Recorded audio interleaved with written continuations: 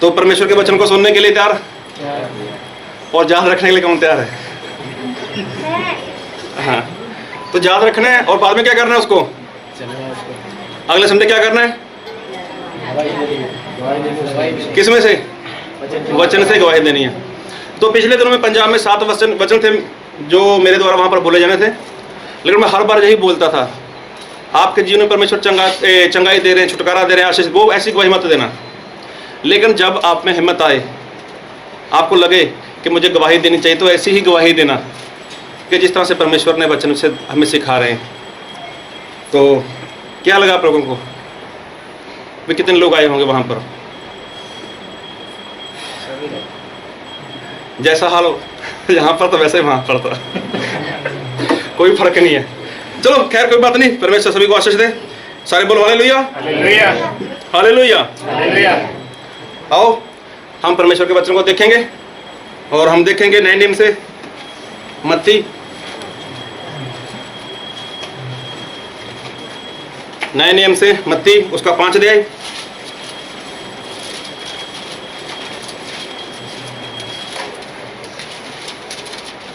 और हम पढ़ेंगे उसके 13 से लेके उसके 16 तक। तुम पृथ्वी के नमक हो, परंतु यदि नमक का स्वाद बिगड़ जाए तो वह फिर किस वस्तु से नमकीन किया जाएगा? फिर वह किसी काम का नहीं, केवल इसके कि बाहर फेंका जाए और मनुष्य के पैरों तले रौंदा जाए। तुम जगत की ज्योति हो। जो नगर पहाड़ पर बसा हुआ है वह छिप नहीं सकता, और लोग दिया जलाकर पैमाने के नीचे नहीं परंतु दीवट पर रखते हैं, तब उससे घर के सब लोगों को प्रकाश पहुंचता है। उसी प्रकार तुम्हारा उजियाला मनुष्यों के सामने चमके कि वे तुम्हारे भले कामों को देखकर तुम्हारे पिता की जो स्वर्ग में है बड़ाई करें। सभी बोलो हालेलुया, हालेलुया। ये परमेश्वर का वचन है, और परमेश्वर का वचन परमेश्वर के आत्मा के द्वारा लिखाया गया है। और प्रभु यीशु मसीह ऐसा कहते हैं बाइबल में कि आकाश और पृथ्वी टल जाएंगे पर मेरा वचन कभी नहीं टलेगा। तो आज वचन के ऊपर अपना तन मन लगाओ ताकि वचन को सुन सकें। अगर सुनेंगे उसको याद भी रखेंगे। लेकिन कई बार क्या होता है कि इंसान वचन को सुनता है, उसको समझता नहीं है। समझता वो तब नहीं है कि जब उसका ध्यान नहीं रहता। अभी देखो सभी लोग यहाँ पर बैठे हैं, किसका आत्मा क्या सोच रहा है, किसका ध्यान कहाँ पर है? हो सकता है किसी को घर में कोई काम हो, कल जॉब पे जाना हो, कुछ भी सोच रहा हो। तो अगर वो इंसान ऐसा यहाँ पर बैठा है तो ना तो वो वचन को सुन सकता है और ना उसको याद रख सकता है और ना ही उसके अनुसार वो जीवन जी सकता है। इसलिए वचन को सुनना है, उसको समझना है। सबसे बड़ी बात है समझना। अभी सुनते तो बहुत लोग हैं वचन को। एक बार क्या हुआ कि मेरा किसी घर में जाना हुआ और वहाँ पर एक परिवार था, उसमें सिर्फ और सिर्फ एक ही मतलब बहन जी थे जो मसीह के ऊपर विश्वास करते थे, और जो उनकी शादी हुई थी वो तो अन्य जाति में थी। अभी उस परिवार में काफ़ी समस्या थी, काफ़ी मुश्किल थी, काफ़ी परेशानी थी। जब परेशानी काफ़ी थी तो जो मतलब बहन जी मसीह को मानते थे, जो प्रार्थना करते थे, मतलब बाइबल भी पढ़ते थे, अभी उनके जीवन में परेशानी थी। वो दुखी थे, वो परेशान थे, उनके जीवन में शांति नहीं थी। तो उन्होंने बताया कि मेरा जो ससुर है वो काफ़ी शराब पीता है और गाली गलौज करता है, और परिवार के लोग भी मुझे परेशान करते हैं। तो सामने से मुझे भी गुस्सा आ जाता है, तो मैं भी उल्टा सीधा बोल देते हूँ। तो बता रहे थे कि जो हम मसीह को मानते हैं वो तो बचपन से मान रहे हैं हम लोग। तो मैंने उनसे बात की, मैंने बोला कोई बात नहीं, हमारे परमेश्वर आपके हालात बदल देंगे, हम थोड़ा वचन देखते हैं। तो चलो थोड़ा वचन वहाँ पर खोला और बातचीत की। तो मैंने उनसे एक बात की, मैंने बोला अगर आप अपने परिवार को बचाना चाहते हो, अगर आप चाहते हो कि आपके पूरे परिवार के लोग वो मसीह के ऊपर विश्वास करें, तो सबसे पहली बात कि आपके जीवन में शांति होनी चाहिए। तो मैंने बात शुरू की और मैंने ऐसा बोल दिया कि मान लो कि आपके घर के आगे कोई इंसान आ जाता है, वो सर्फ समझते हो, कपड़ा धोने वाला, सर्फ लेके आता है और साबुन लेके आता है, और आपसे बोलता है कि ये साबुन बहुत बढ़िया है, ये सर्फ बहुत बढ़िया है। आपके जो जितने भी कपड़े हैं, जैसा भी उसमें दाग है, जे साबुन और जे सर्फ, दोनों में से मतलब जैसा भी है, सारे दाग निकाल देगा। अगर वो जो सामान बेचने आया वहाँ पर और खुद उसने कपड़े ऐसे पहने हुए हैं कि उसके कपड़ों के ऊपर दाग लगा हुआ है, तो क्या आप उससे साबुन लोगे या सर्फ लोगे? तो वो बोलते मैं सर्फ ले लूँगी। मैं हैरान, मैंने बोला आप सर्फ क्यों लोगे? वो बोलते हम साबुन का इस्तेमाल नहीं करते। मेरा कहने का मतलब था भी जो इंसान इस बात का दावा करता है कि ये साबुन या ये सर्फ दाग निकाल देता है कपड़े में से, लेकिन वो खुद इंसान के कपड़े के ऊपर दाग है, तो क्या वो किसी को सर्फ बेच पाएगा या साबुन बेच पाएगा किसी को? लोग क्या देखेंगे, भाई तेरे कपड़े गंदे हैं, पहले इनको अच्छे से साफ कर, फिर साबुन बेच, फिर सर्फ बेच। लेकिन उन्होंने क्या बोला, वो बात को सुना तो सही लेकिन समझे नहीं। अभी ऐसा ही होता है कि इंसान मसीह के वचन को सुनता है और उसको समझता नहीं है। जब तक वो समझेगा नहीं तो उसके अनुसार जीवन नहीं जिएगा, क्योंकि हमारे परमेश्वर सच में वो बहुत ही महान है और परमेश्वर का वचन कोई ऐसा नहीं है कि हमें समझ में ना आए। हमारे परमेश्वर के जो वचन है वो बहुत ही सिंपल से वचन है। कोई भी ऐसा वचन जो हमारी समझ से बाहर हो तो ऐसा नहीं है, क्योंकि हमारे परमेश्वर हमें बहुत प्यार करते हैं। Hallelujah, hallelujah. जिस तरह से माँ बाप अपने बच्चों को प्यार करते हैं, उसी तरह से हमारे परमेश्वर उनसे ज़्यादा हमें प्यार करते हैं। सारे बोलो हालेलुया। और एक वचन पढ़ो मेरे साथ, जसाया उसका 66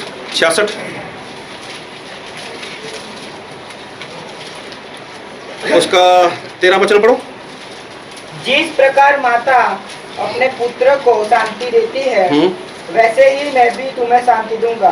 देखो यहाँ पर ऐसा लिखा है, परमेश्वर कहते हैं कि जिस प्रकार माता, एक माँ अपने बेटे को क्या करती है, शांति देती है।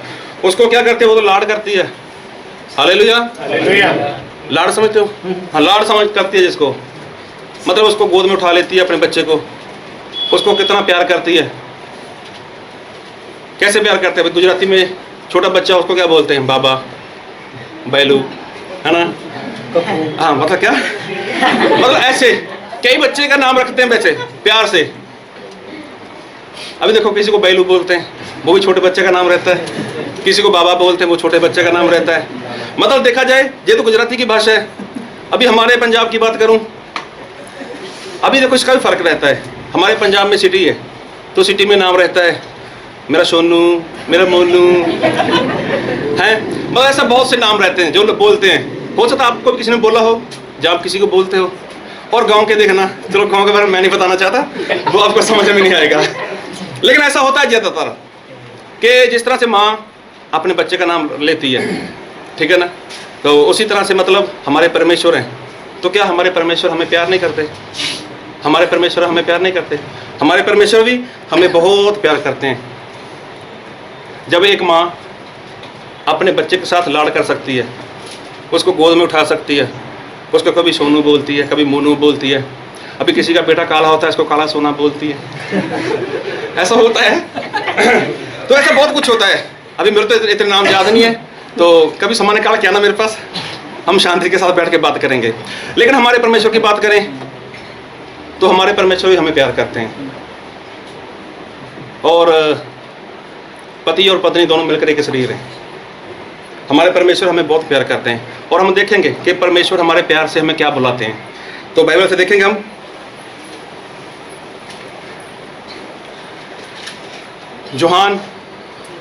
यूहन्ना उसका 15 अध्याय,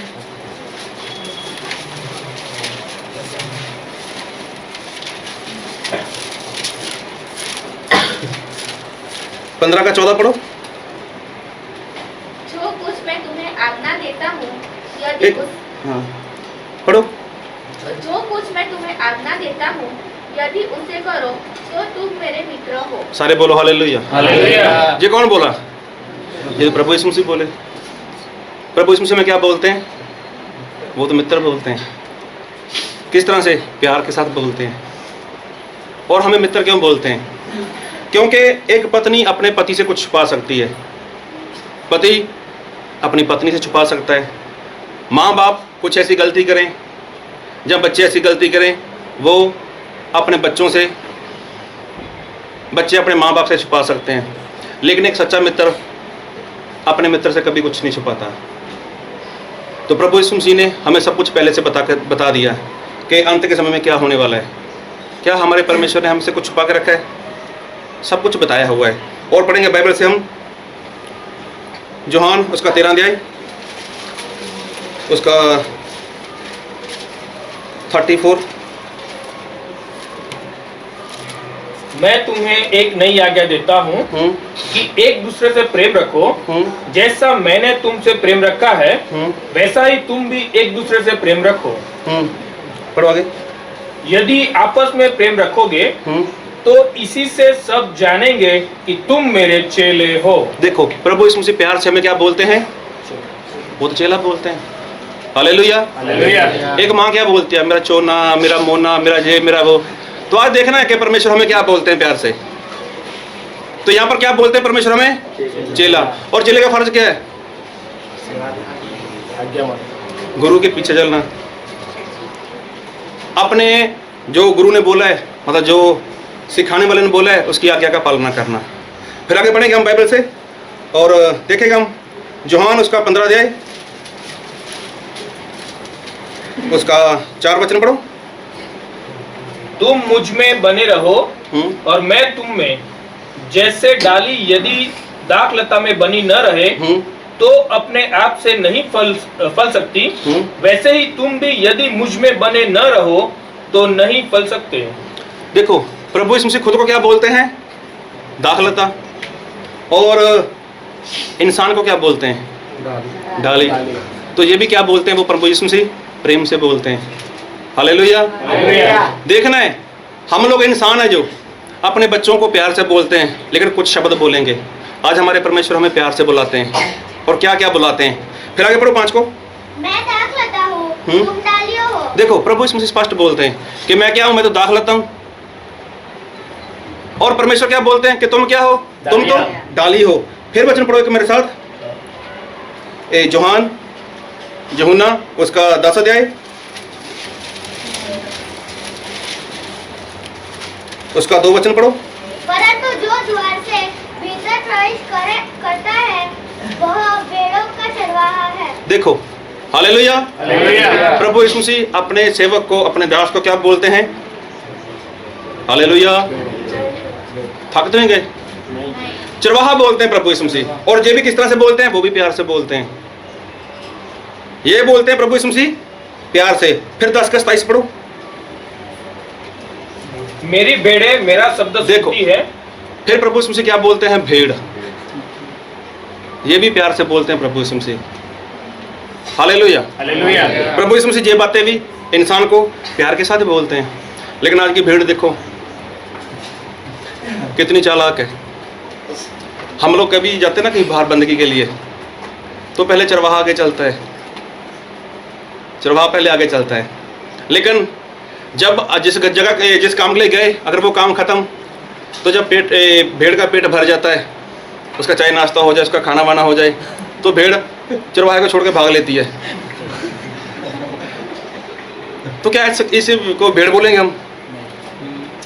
हालेलुया। इसको भेड़ नहीं बोलेंगे। भेड़ कौन होती है? भेड़ तो वो होती है जो चरवाहे के पीछे चलती है। लेकिन आजकल की भेड़ बहुत सियानी है। जाते समय भेड़ चरवाहे के पीछे रहेगी, उसको मालूम है अगर इधर उधर गया तो डांट पड़ेगी। तो जब मालूम पता चल गया कि चरवाहे का काम खत्म हो गया अभी, तो फिर भेड़, अभी चरवाहा तो 40-50 पे जा रहा है, तो भेड़ 70-80 पे जा रही है। तो हमारे परमेश्वर देखो कितना प्रेम करते हैं हमसे। हालेलुया। हालेलुया। और वचन पढ़ो एक मेरे साथ।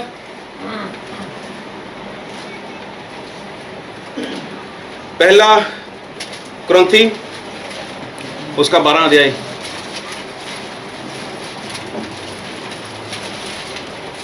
पहला कुरिन्थी। तो मैं एक बार बोलना चाहता हूँ, तो आज पूरा ध्यान से बैठना। तो हो सकता है थोड़ा आगे पीछे चला जाए टाइम। तो 12 से पढ़ेंगे हम। 12 का पढ़ेंगे, 12 से पढ़ो।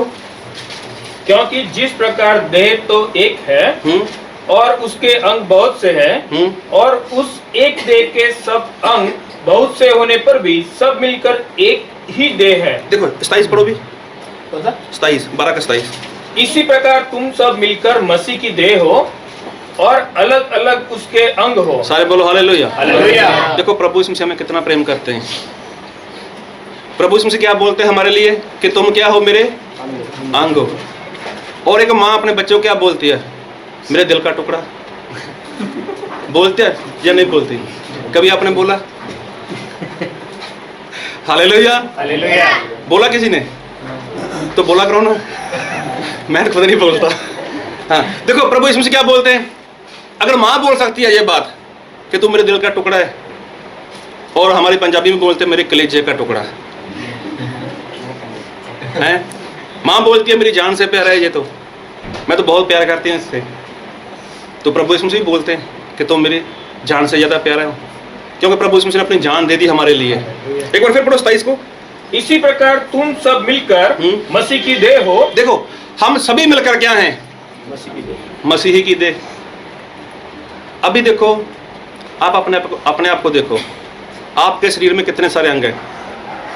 कोई अंग ऐसा है छोटा बड़ा हो? आपको कौन से ऐसा अंग है आपके शरीर में जिसकी जरूरत नहीं आपको? हाथ की किसको जरूरत नहीं है? आंख की किसको जरूरत नहीं है? 12 पढ़ो फिर। क्योंकि जिस प्रकार देह तो एक है और उसके अंग बहुत से हैं, और उस एक देह के सब अंग बहुत होने पर भी सब मिलकर एक ही देह है। हाँ देखो हम सब जब मिलते हैं तब हम प्रभु यीशु मसीह की देह बनते हैं। इसका मतलब जैसे हमारे शरीर में जब कोई अंग छोटा नहीं है, कोई अंग बड़ा नहीं है, सभी का एक जैसा ही काम है। हालेलुया। हालेलुया। कोई ऐसा बोल सकता है कि मेरे शरीर का एक ऐसा अंग है जो फालतू है, इसका कोई काम नहीं है? कोई भी नहीं बोल सकता।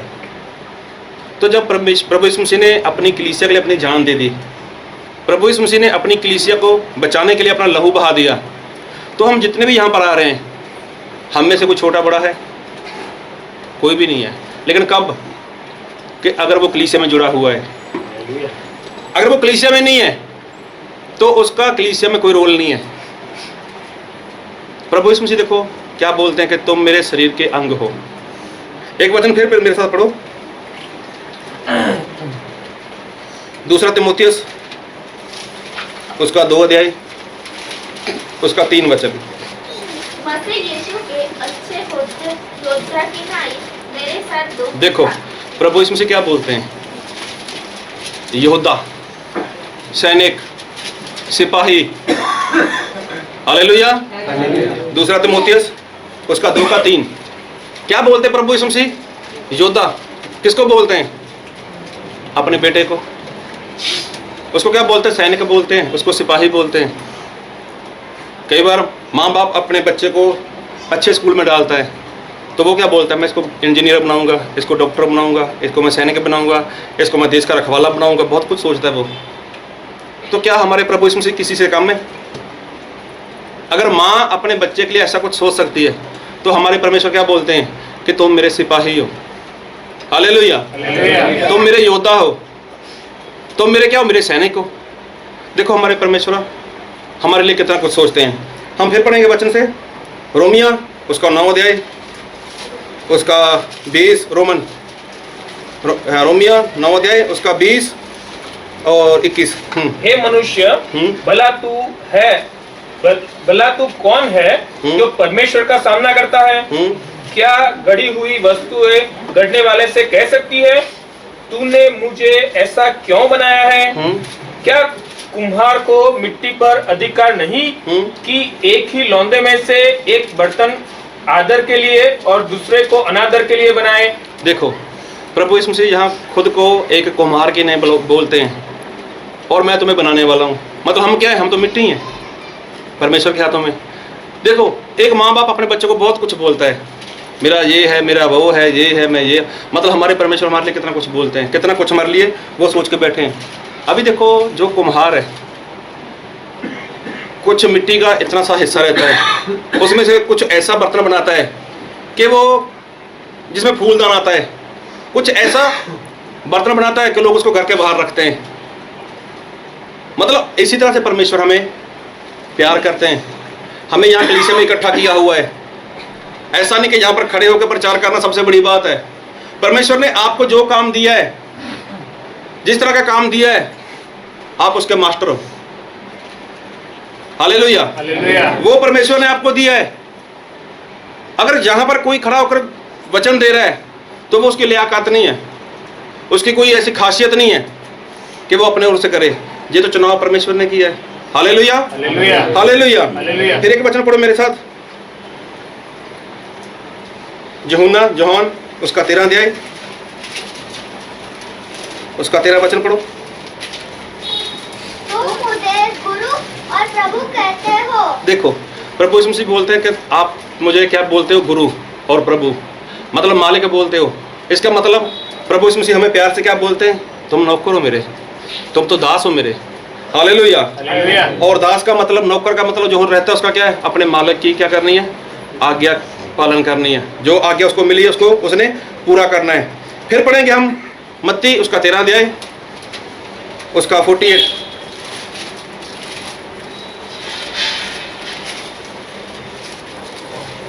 और जब जाल भर गया तो मछुए उसको किनारे पर खींच लाए और बैठकर अच्छी तो बर्तनों में इकट्ठा की और निकम्मी फेंक दी।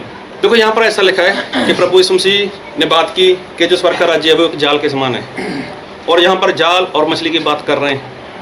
उसके बाद जब जाल भर गया तो जाल को खींचा गया और उसमें से जो मछली थी उनको इकट्ठा कर लिया और बाकी को फेंक दिया। मतलब प्रभु यीशु मसीह हमें क्या बोलते हैं, वो तो मछली की न्याय बोलते हैं। मछली की न्याय प्रभु यीशु मसीह अपने लोगों को बोलते हैं। फिर वचन देखेंगे हम, पहला कुरिन्थी उसका 9 अध्याय, उसका 9 और 10। क्या व्यवस्था भी यही नहीं कहती? क्योंकि मूसा की व्यवस्था में लिखा है कि दावने में चलते हुए बैल का मुंह न बांधना। क्या परमेश्वर बैलों ही की चिंता करता है या विशेष करके हमारे लिए कहता है? हाँ, हमारे लिए ही। बस अभी देखो यहाँ पर लिखा है कि परमेश्वर अपने सेवक को क्या बोलते हैं, हालेलुया, बोलो कोई बात नहीं, बैल बोलते हैं। सभी लोग मिलके चलो मेरे साथ, क्या बोलते हैं, बैल बोलते हैं। तो कभी कोई अपने बच्चे को बोलता है सर कि तू बैल जैसा है, बोलते हैं। लेकिन हमारे प्रभु यीशु मसीह की बात करने का तरीका, प्रभु यीशु मसीह का वचन देने का तरीका और जो लिख कर दिया प्रभु यीशु मसीह ने, उसके पीछे बहुत गहरी बातें हैं। अभी बैल का काम क्या है, वो तो मजदूरी करना। और प्रभु यीशु मसीह ने अपने सेवक को चुना है किस लिए, चुनाव किया किस लिए, कि वो मजदूरी करे। और जहां पर स्पष्ट लिखा है, क्या प्रभु यीशु मसीह को किसी बैल की चिंता है? ये मेरा सब्जेक्ट नहीं है, मैं इसके ऊपर कुछ बोलना नहीं चाहता, लेकिन प्रभु यीशु मसीह यहाँ पर बोल रहे हैं कि मुझे बैल की चिंता नहीं है। वो तो अपने सेवक के लिए ऐसा बोलते हैं। इसका मतलब प्रभु यीशु मसीह अपने सेवक को क्या बोलते हैं, क्या बोलते हैं, बैल। आप लोग मत बोलना शुरू कर देना कल से। हालेलुया। फिर जब बैल पीछे पड़ गया ना, फिर बुरा हाल हो जाएगा। हालेलुया। ऐसा नहीं है, जो बैल का काम है वो सिर्फ मजदूरी करना है, और मजदूरी करके उसको डंडा मत मारा करो, भाई तुम्हारा काम खत्म है अभी बाहर चलो, ऐसा मत करना कभी भी। और वचन देखेंगे हम बाइबल से, होशिया उसका 9 अध्याय, उसका 7 वचन।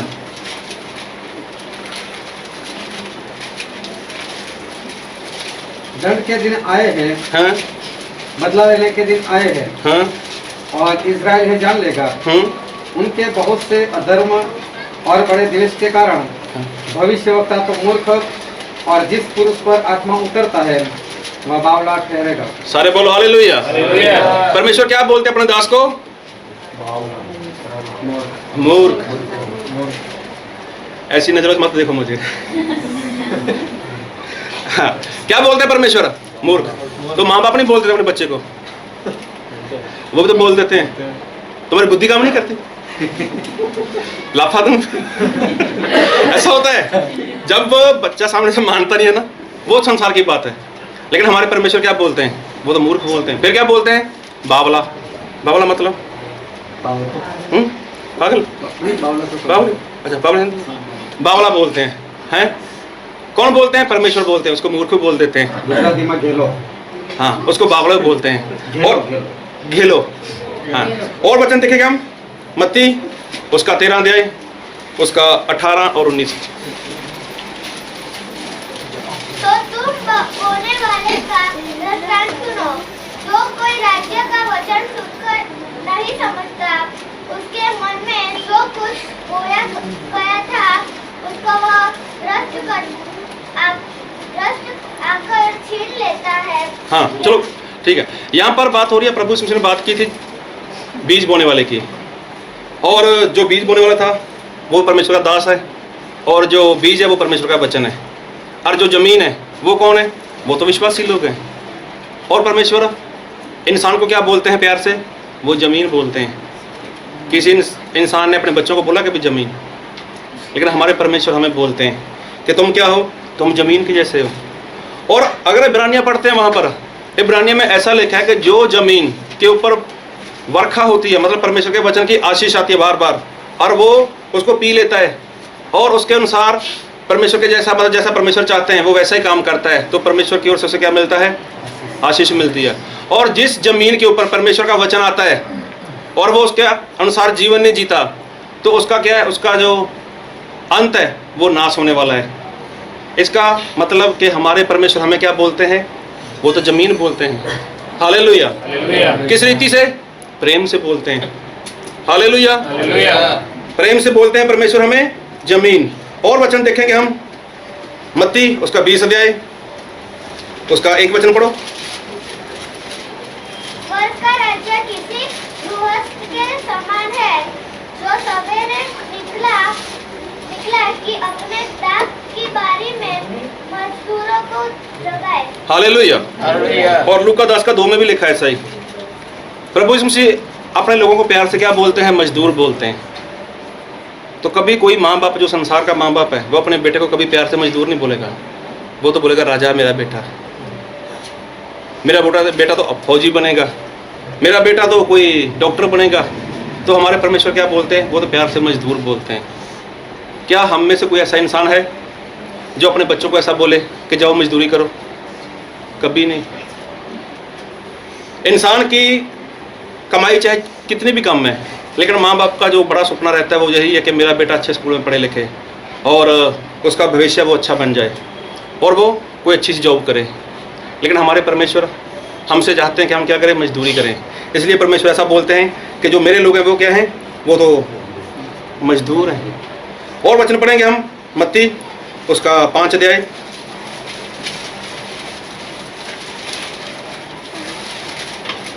उसका 14 वचन पढ़ो। तुम जगत की ज्योति हो। हालेलुया। कोई भी नहीं है। देखो प्रभु यीशु मसीह को कितनी उम्मीद आप लोगों से, और आप बुझ रहे हो। एक बार फिर पढ़ो जोर से। तुम जगत की ज्योति हो। तुम क्या हो? किसके लिए? इंसान के लिए, कि तुम जगत की ज्योति हो। वैसे लोग अपने बेटे का नाम रखते हैं ज्योति, रख देते हैं ज्योति। क्या ज्योति नाम रखने से ज्योति हो जाएगा? हीरा नाम रखने से हीरा हो जाएगा? वैसे बोल दो किसी को कि मेरा सोना है ना, नहीं होगा ऐसा। लेकिन सही में क्या होता है कि हमारे परमेश्वर है जो, वो क्या बोलते हैं कि तुम जगत की ज्योति हो। तो कौन है ज्योति? और बाइबल में ऐसा लिखा है कि जब ज्योति, मतलब जब प्रकाश होता है ना, तो प्रकाश किसके लिए है? वो खुद के लिए कभी प्रकाश नहीं होता, वो बाहर वाले के लिए प्रकाश होता है। तो परमेश्वर हमारे जीवन से वो प्रकाश देखना चाहते हैं। इसलिए प्रभु यीशु मसीह में क्या बोलते हैं? वो तो हमें ज्योति बोलते हैं। एक वचन पढ़ो मेरे साथ, पहला पतरस उसका 2 अध्याय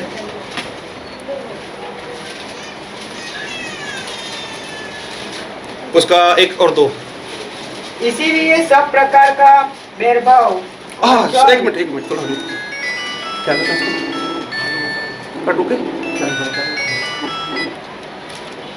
हालेलुया। पहला पत्रस उसका, हाँ सॉरी, दूसरा पत्रस क्या, तो पहला पत्रस उसका 2 अध्याय उसका 1 वचन।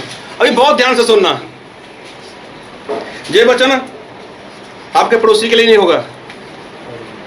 ऐसा मत सोचना कि ये वचन किसी पड़ोसी के लिए, और ये वचन सही में किसी के लिए है ही नहीं।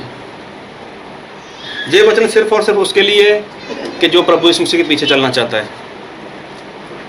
कोई इस धोखे मत रहे कि वचन हम सुनने गए थे, लेकिन ये वचन मेरे लिए नहीं, किसी और के लिए नहीं, किसी और के लिए।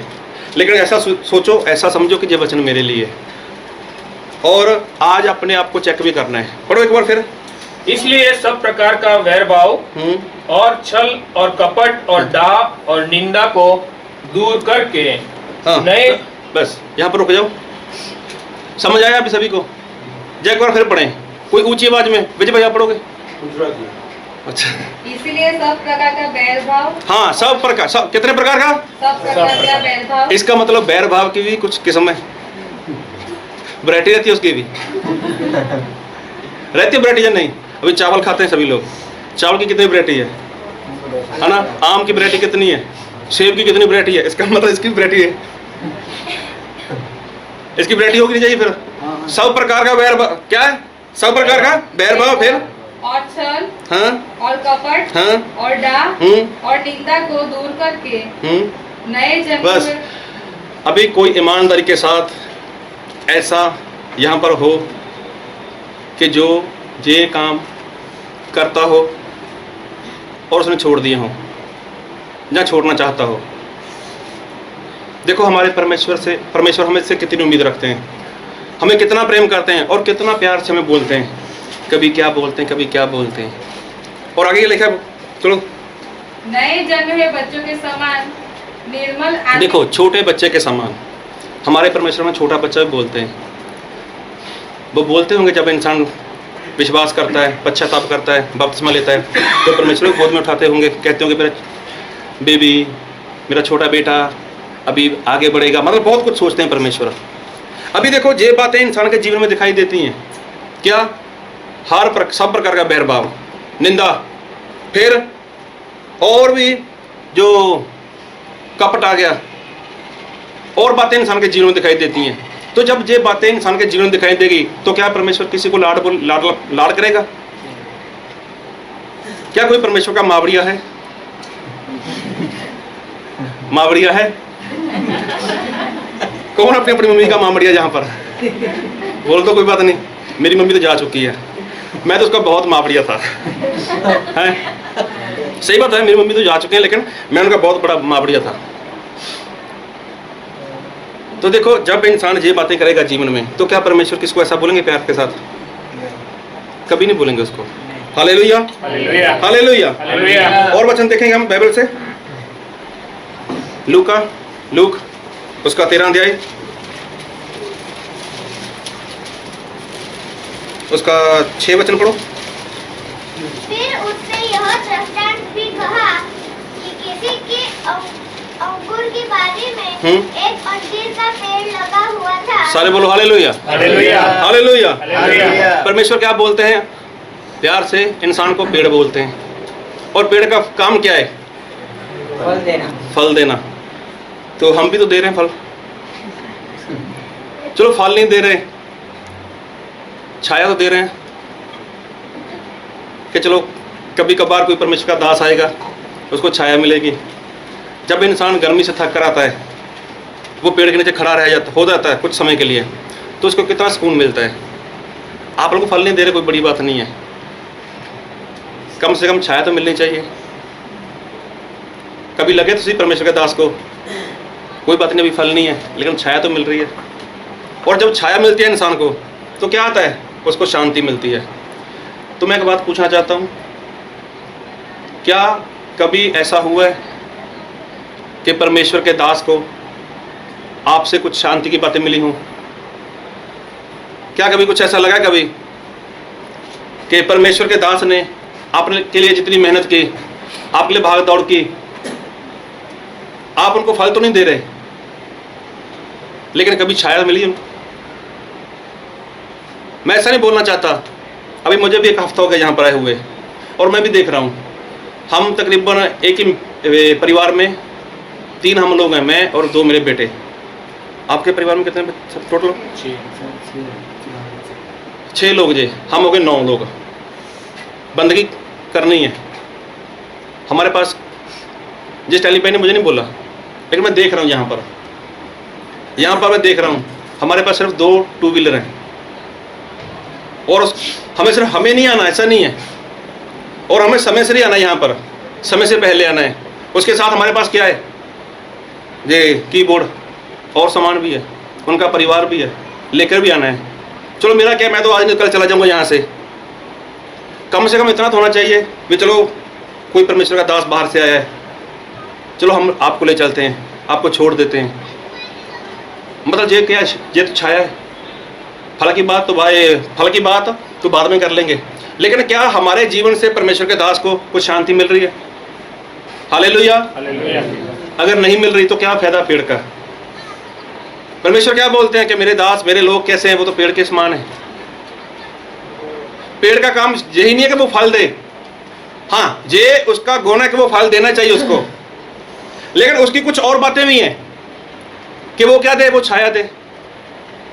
और छाया में क्या होता है कि इंसान जब छाया के नीचे बैठता है उसको शांति मिलती है।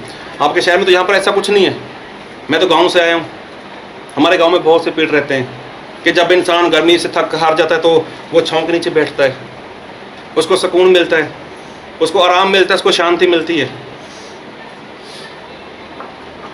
आप लोगों के घर में परेशानी हो तो सेवक की शांति चली जाती है। मैं यहाँ की बात नहीं करता, मैं अपने ही पंजाब की बात करता हूँ। हमें ना जाने कितनी बार उठकर जाना पड़ता है, लेकिन मैं अपनी बात करूं तो हमारे साथ भी तो ऐसा ही होता है। हालेलुया। परमेश्वर के दास का मतलब सभी जगह पर ऐसा ही हाल है कि उसको जो कुछ मिलना चाहिए वो नहीं मिलता। परमेश्वर क्या बोलते हैं कि तुम क्या हो, पेड़ हो, और पेड़ का काम क्या है, वो तो फल देना है। जब फल दिखाई नहीं देता तो कोई बात नहीं, कम से कम छाया तो रखो, कोई बात नहीं, आपका थोड़ा सा काम मैं कर देता हूँ, आप जाओ। अभी मेरे परिवार से मैं बाहर आया तो पास्टर जस्सा जी वो सामान निकालते घर पे जाते हैं, और लोग भी हैं। आप लोग तो बहुत ज़्यादा, हमारे पास तो संगत बहुत कम है। लेकिन जब मैं 2-4 दिन वहाँ से आया था तो मेरे घर पर हालेलुया। तो जब मैं वहाँ से आया था तो ऐसा हुआ कि मेरे घर पर कुछ लोग लगातार आ रहे थे प्रार्थना करने के लिए। वो आज भी आ रहे हैं। क्यों? क्योंकि उनको अकेलापन महसूस ना हो। तो ये क्या है, ये छाया है। मैं वहाँ पर नहीं हूँ, ठीक है, मेरी कमी तो रहेगी वहाँ पर, मेरे परिवार को तो कमी रहेगी, लेकिन जो सुकून उनको संगत के लोगों से मिलता है वो कितनी बड़ी बात होगी वहाँ पर। तो प्रभु यीशु मसीह ने क्या बोला है कि तुम सारे क्या हो, मेरा शरीर हो। Hallelujah, hallelujah. और पढ़ेंगे एक वचन मेरे साथ, मत्ती उसका 3 अध्याय उसका 12 वचन। उसका सूप उसके साथ उसके हाथ में है, और वह अपना खलिहान अच्छी रीति से साफ करेगा, और अपने गेहूं को तो खेत में इकट्ठा करेगा, कत्ते में इकट्ठा करेगा। सारे बोलो हालेलुया। हालेलुया। प्रभु इसमें से क्या बोलते हैं अपने लोगों को प्यार से? गेहूं बोलते हैं। और गेहूं को कहाँ पे इकट्ठा करना है? कत्ते। मतलब वो तो अपने स्वर्ग में इकट्ठा करेंगे। देखो प्रभु यीशु मसीह हमें नाम से कितना बोलते हैं, कितना कुछ हमारे लिए बोलते हैं। प्रभु यीशु मसीह हमें गेहूं बोलते हैं, और गेहूं को इंसान कहाँ पर रखता है? गेहूं को इंसान हमेशा संभाल कर रखता है। आपका यहाँ का तो मुझे मालूम नहीं, लेकिन हमारे पंजाब में तो कई क्विंटल के हिसाब से वहाँ पर घर में रखा जाता है, उसको स्टोर किया जाता है वहाँ पर। तो जो उसके अलावा क्या रहता है, गेहूं के अलावा भूसा, हाँ भूसा, उसको ऐसे खेत में छोड़ देते हैं। तो प्रभु यीशु मसीह हमें क्या बोलते हैं? वो तो गेहूं बोलते हैं। एक वचन और पढ़ो मेरे साथ,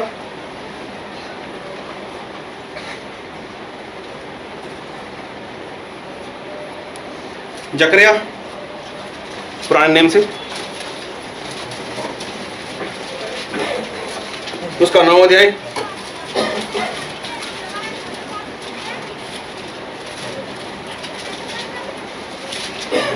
उसका 9 वचन पढ़ो।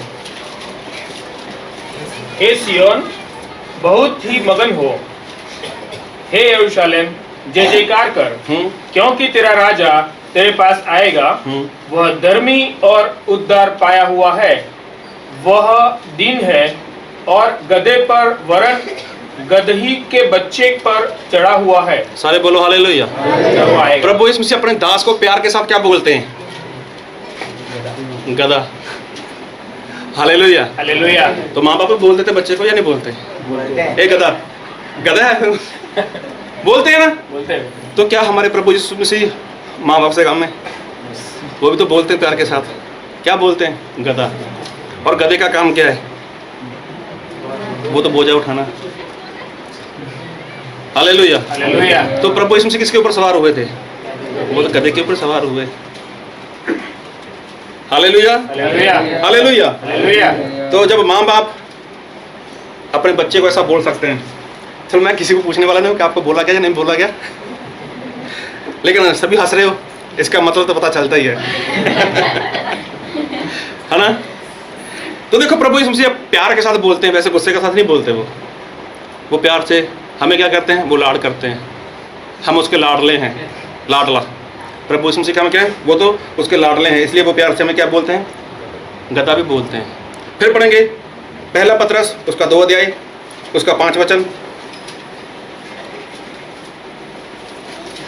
तुम भी आप गिरते पत्थरों की नाई आत्मिक घर बनते जाते हो। सारे बोलो हालेलुया। हालेलुया। प्रभु यीशु मसीह प्यार से अपने लोगों को क्या बोलते हैं? पत्थर। और पत्थर का काम क्या है? जब पत्थर पत्थर के साथ जुड़ता है तो वो क्या बनता है? वो घर बनता है। हालेलुया। हालेलुया। हालेलुया। हालेलुया। और ऐसे अगर पत्थर के ऊपर पत्थर रख दो तो क्या घर बन जाएगा? अभी ये घर बना है, मान लो ये पत्थर नहीं है क्या इसमें? ईंट। क्या ईंट के ऊपर ईंट रखने से घर बन गया? तो किस रीति से बना है वो? सीमेंट रहती। उसको किसी ने ना किसी ने जोड़ा हुआ है। तो प्रभु यीशु मसीह अपने लोगों को क्या बोलते हैं? वो तो पत्थर बोलते हैं। अभी जब पत्थर के साथ पत्थर को जोड़ दो और उसके बीच में कुछ उनको जोड़ने के लिए लेके आओ तो वो क्या है? वो तो आत्मा है। अगर एफएससी में पढ़ोगे तो वहां पर लिखा है ऐसा कि परमेश्वर के आत्मा वो हमें एक दूसरे के साथ जोड़ के रखता है। तो परमेश्वर अपने लोगों को प्यार के साथ क्या बोलते हैं? पत्थर। और भी बहुत कुछ है जो परमेश्वर बोलते हैं। अभी मैं ज़्यादा इतना दूर नहीं जाऊंगा तो ऐसा ना हो कि आप थक जाओ बाद में। तो देखो जब भी परमेश्वर किसी से प्यार करते हैं तो परमेश्वर अपने लोगों को वो प्यार से कुछ ना कुछ बोलते हैं। और एक वचन पढ़ेंगे मेरे साथ, यूहन्ना उसका 1 अध्याय उसका 42 वचन पढ़ो। वह उसे यीशु के पास लाया। हाँ, थोड़ा शांति से पढ़ना। वह उसे यीशु के पास लाया। यीशु ने उस पर दृष्टि करके कहा। देखो यहाँ पर ऐसा हुआ कि अंद्रयास था, वो अपने भाई के पास, हाँ भाई को अपने प्रभु यीशु मसीह के पास लेकर आए। और प्रभु यीशु मसीह ने जब उस समून को देखा, फिर आगे यीशु ने उस पर दृष्टि करके कहा, तू यूहन्ना का पुत्र शमौन है। देखो यहाँ पर उसका नाम क्या है? समौन। समौन किसका नाम है? पतरस का। पतरस नाम तो प्रभु यीशु मसीह ने बाद में दिया उसको। फिर आगे पढ़ो। तू कैफा अर्थात पतरस कहलाएगा। देखो कैफा, प्रभु यीशु मसीह प्यार से बोल रहे हैं उसको। क्या बोल रहे हैं? पत्थर बोल रहे हैं। अगर वैसे आप किसी को बोलते तू तो पत्थर है, तेरा दिल पत्थर का हो गया है, अब तेरे दिल में वो पहले वाली बात रही नहीं है तो झगड़ा हो जाएगा। होता या नहीं होता? कई बार ऐसा कुछ हो जाए, चलो आप बोलोगे बार बार पति और पत्नी की बात करता नहीं करेंगे आज। तो मतलब प्रभु यीशु मसीह क्या बोलते हैं? वो तो प्यार से बोलते हैं कि पतरस तू तो समून है ना, उसका नाम समून था। प्रभु यीशु मसीह ने बोला तू पतरस है, तू कैफा। ये कैसे बोला? ये भी प्यार के साथ बोला। फिर वचन पढ़ोगे मेरे साथ, मरकुस उसका 3 अध्याय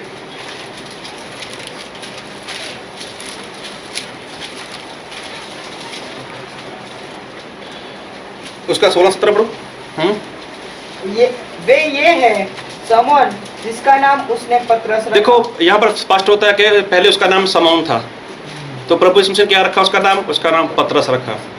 समौन नाम मारा नहीं था उसका, गलत नाम नहीं था, लेकिन परमेश्वर ने बदल दिया नाम उसका। फिर आगे 17, और जब्दी का पुत्र याकूब और याकूब का भाई यूहन्ना, जिनका नाम उसने बुअनरगिन अर्थात गर्जन के पुत्र रखा। देखो प्रभु यीशु मसीह ने उनका नाम बदल दिया वहां पर। ऐसा नहीं कि नाम में खराबी है, लेकिन प्रभु यीशु मसीह सही में क्या करते हैं कि जब भी किसी से प्यार करते हैं उसके लिए कुछ ना कुछ वो करते हैं। पतरस का नाम बदल दिया, और यहाँ पर जो याकूब और यूहन्ना था उनका नाम बदल दिया, और भी बाइबल में बहुत से लोगों का नाम बदले परमेश्वर ने। चलो हमें वहाँ पर नहीं जाना। मैं बात कर रहा हूँ कि हमारे परमेश्वर हमें प्यार करते हैं। जैसे एक माँ अपने बच्चे को बहुत कुछ बोलती है प्यार के साथ, तो हमारे परमेश्वर भी हमें बहुत कुछ बोलते हैं प्यार के साथ। और एक बात और देखेंगे कि प्रभु यीशु मसीह और क्या बोलते हैं प्यार के साथ। मत्ती उसका 5 अध्याय उसका 13 वचन। तुम पृथ्वी के नमक हो। सारे बोलो हालेलुया, हालेलुया, हालेलुया। हालेलुया। प्रभु यीशु मसीह क्या बोलते हैं कि तुम क्या हो? पृथ्वी के नमक। प्रभु यीशु मसीह ने ऐसा बोला कि तुम पृथ्वी के नमक हो। अभी देखो इतना कुछ है पृथ्वी में, तो प्रभु यीशु मसीह ने खाली नमक ही क्यों बोला? जब इंसान कोई सब्जी बनाए, है ना, सब्जी बनाता है तो उसमें कितना कुछ डालता है। अभी देखो काली मिर्च आती है, वो 1000 रुपये किलो है, और मसाला आता है वो भी बहुत महंगा है। तो प्रभु यीशु मसीह ने क्या बोला कि तुम क्या हो? पृथ्वी के नमक हो। अभी नमक के बारे में थोड़ा देखेंगे। Hallelujah, hallelujah. वचन आपको समझ आ जाएगा, वचन अभी शुरू हो रहा है। तो नमक के बारे में देखेंगे। अभी नमक है वो कहाँ से मिलता है इंसान को? समुद्र में से। समंदर से। तो क्या समंदर से नमक ऐसे ही आ जाता है? समंदर का पानी ले लो, उसको अलग रख दो, तो क्या हो जाएगा? उसका नमक बनना शुरू हो जाएगा, हैं? और ऐसे होता है। हाँ, उसका पानी निकाल लो, उसको रख दो साइड पे, तो क्या वो नमक बन जाएगा? वो नमक बनता है। तो प्रभु यीशु मसीह ने क्या बोला है कि तुम पृथ्वी के नमक हो। इस बात को बहुत ध्यान से सुनना। नमक ऐसे नहीं बनता। नमक को तैयार किया जाता है, नमक को फिल्टर किया जाता है। Hallelujah, hallelujah. और नमक को कहाँ से निकाला जाता है? नमक बनाने के लिए उसको समंदर में से निकाला जाता है। और मुझे जहाँ तक लगता है मैंने 3-4 वचन यहाँ पर दे दिए, और हर बार एक वचन आ रहा है, हर बार एक वचन आ रहा है। और हम बाइबल से देखेंगे वही कि यूहन्ना उसका 15 अध्याय उसका 19 वचन। यदि तुम संसार के होते तो संसार अपनों से प्रेम रखता, परंतु इस कारण कि तुम संसार के नहीं वरन मैंने तुम्हें संसार में से चुन लिया है। सारे बोलो हालेलुया, हालेलुया। हालेलुया। अभी बहुत ध्यान से सुनना वचन को। हम पिछले दिनों से एक ही बात पे बार बार यही वचन आ रहा है कि परमेश्वर ने चुना है, परमेश्वर ने अलग किया है। तो जब नमक तैयार करना है, नमक को बनाना है, तो समंदर के पानी का कुछ हिस्सा वो बाहर निकाला जाता है, तो फिर उससे नमक तैयार होता है। उसको ऐसे नहीं होता, उसको शुद्ध किया जाता है, उसको फिल्टर किया जाता है। वो मैं नहीं जानता उसके मतलब उसको कैसे तैयार किया जाता है, लेकिन ऐसा होता है। मैं समंदर पे गया हूँ तो वहाँ पर देखा है कि उसका पानी कैसा रहता है। लेकिन देखो उसके बाद जब नमक घर में लेके आते हैं तो वो कितना साफ रहता है, कितना शुद्ध रहता है, और सभी का मन उसको खाने को करता है। हम लोग जाते थे, कहाँ गए थे वो, हम लोग भावनगर गए थे, तो वहाँ पर मैंने देखे बहुत बड़े बड़े ढेर हैं नमक के। भावनगर की तरफ जाते हैं तो वहाँ पर बहुत बड़े बड़े ढेर थे नमक के। लेकिन देखो वहाँ पर नमक को देखा, लेकिन नमक में वो बात दिखाई नहीं देती थी, उसमें मिट्टी दिखाई देती थी, गंदगी दिखाई देती थी। तो कभी भी नमक ऐसे नहीं बनता। और प्रभु यीशु मसीह ने बात की कि मैंने तुम्हें कहाँ से चुना है? संसार से चुना हुआ है। तुम्हारी चोन किया मैंने, तुम्हारा चुनाव किया मैंने। कहाँ से? संसार से। इसका मतलब जो संसार है वो क्या है? वो तो समंदर है। हालेलुया। और समंदर में क्या होता है? वो पूरी तरह पाप से भरा हुआ है। ये संसार में क्या था? पूरी तरह से पाप था। वचन को बहुत ध्यान से सुनना। आज परमेश्वर किसी एक जन से बात करने जा रहे हैं, और वो जन कौन है? वो खुद आपने अपने आप को देखना है कि कहीं वो मैं तो नहीं। Hallelujah, hallelujah. और प्रभु यीशु मसीह ने क्या बोला कि मैंने तुम्हें संसार में से चुना है। अगर प्रभु यीशु मसीह ने हमें संसार में से चुना है तो संसार में से परमेश्वर ने हमें अलग कर लिया। और पहला जॉन उसका 1 अध्याय उसका 7 वचन पढ़ो। पर यदि जैसा वो ज्योति में है वैसे ही हम भी छोटी में चले तो एक दूसरे से सहभागिता रखते हैं और उसके पुत्र यीशु का लहू हमें सब पापों से शुद्ध करता है। सारे बोलो हालेलुया, हालेलुया। देखो प्रभु यीशु मसीह ने क्या किया, संसार में से चुना, और संसार में से चुना परमेश्वर ने देखा इन लोगों के जीवन में पाप है, जिन लोगों को मैं पसंद कर रहा हूँ जिनके जीवन में तो शैतान की आत्मा काम कर रही है, और प्रभु यीशु मसीह ने हमें वहां से बाहर निकाला, आप लोगों को वहां से बाहर निकाला। और क्या लिखा है कि प्रभु यीशु मसीह ने शुद्ध किया, हालेलुया, प्रभु यीशु मसीह ने शुद्ध किया। अभी जब शुद्ध होता है तो मतलब जैसे पवित्र हो गया, हालेलुया, हालेलुया। नमक का रंग कैसा होता है, सफेद, इसका मतलब वो सफेद, वो शुद्ध है। और बाइबल में ऐसा लिखा है, हम पढ़ेंगे प्रकाशित वाक्य उसका 3 अध्याय उसका 5 वचन। जो जय पाए उसे इसी प्रकार श्वेत वस्त्र पहनाया जाएगा, और मैं उसका नाम जीवन की पुस्तक में से किसी रीति से न काटूंगा, पर उसका नाम अपने पिता और उसके स्वर्गदूतों के सामने मान लूंगा। 3 का 5 फिर पढ़ो। प्रकाश जो जय पाए उसे इसी प्रकार श्वेत वस्त्र पहनाया हाँ, जाएगा। सफेद वस्त्र मतलब, सफेद मतलब चिट्टे हैं, सफेद वस्त्र। और नमक का जो कलर है वो कैसा रहता है, वो तो सब कब होता है कि जब उसको समंदर से बाहर निकाला जाता है, जब उसको फिल्टर किया जाता है, जब उसको शुद्ध किया जाता है। और प्रभु यीशु मसीह ने आप लोगों को पसंद किया है, आप लोगों को प्रभु यीशु मसीह ने संसार में से बाहर निकाला है, किस लिए, शुद्ध करने के लिए। फिर एक वचन पढ़ो मेरे साथ, प्रकाशित वाक्य उसका पढ़ेंगे हम 7 अध्याय उसका 9 वचन। इसके बाद मैंने दृष्टि की और देखो, हर एक जाति और कुल और लोग और भाषा में से एक ऐसी बड़ी भीड़ जिसे कोई गिन नहीं सकता था, श्वेत वस्त्र पहने। यहाँ पर लिखा सफेद वस्त्र, मतलब जो शुद्ध लोग थे, जो पवित्र लोग थे। इसका 13 वचन पढ़ो।